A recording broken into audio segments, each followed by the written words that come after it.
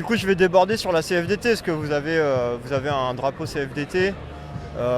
Quelle est la position de la CFDT sur ce qui se passe actuellement? Je pense que ça a été clair, c'est toujours dans la négociation la CFDT. Et, partir à 64 ans, c'est la ligne rouge. Dans une négociation, il y a des pas à ne pas franchir. Et là, la CFDT estime que ce n'est pas acceptable d'avoir proposé 64 ans alors qu'il y avait dans la discussion il y avait des choses à pouvoir mettre en place et cet âge-là, ce n'était pas à mettre sur la table. Voilà. Ok, très bien. Alors je vais peut-être taquiner vite fait, mais Oui. la CFDT a tendance dans les mobilisations sociales à se retirer plus tôt que les autres syndicats. Est-ce que vous, personnellement, vous continuez à vous mobiliser si c'est le cas ou... Je pense qu'il faut faire front avec un groupe de personnes, donc suivant les valeurs, suivant ce qu'on partage. Après, c'est comme on dit, la CFDT est dans la négociation, dans la discussion. On n'est pas tout de suite dans l'affrontement et dans la négation. Donc là, c'était surtout de montrer qu'il y avait quelque chose qui n'était pas acceptable, les 64 ans. Donc on se mobilise. On va voir comment fait le gouvernement. S'il faut continuer, on continuera. Ok, alors c'est intéressant parce qu'on touche à un sujet de fond et après je vous laisse tranquille.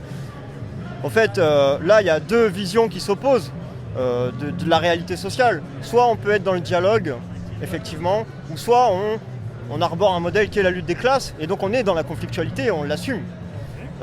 Donc là, vous dites que la CFDT est plus dans une logique de dialogue, dans cette logique-là. Est-ce que c'est pas un peu une négation, du coup, des acquis théoriques de notre camp historique?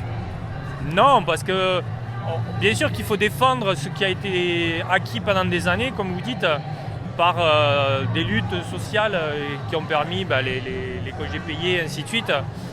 Mais après, il faut voir un peu, être un peu dans la discussion globale, d'essayer de comprendre les situations sociales actuelles pour pouvoir avancer. Et donc, c'est dans la discussion et dans la négociation.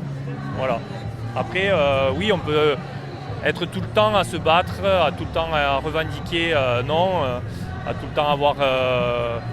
Mais si on peut pas négocier, si on peut pas discuter, comment on fait? Si on ne peut pas négocier, à ce moment-là, il y a deux fronts qui s'opposent. Et c'est peut-être là où, comme vous dites, il y a besoin de lutte.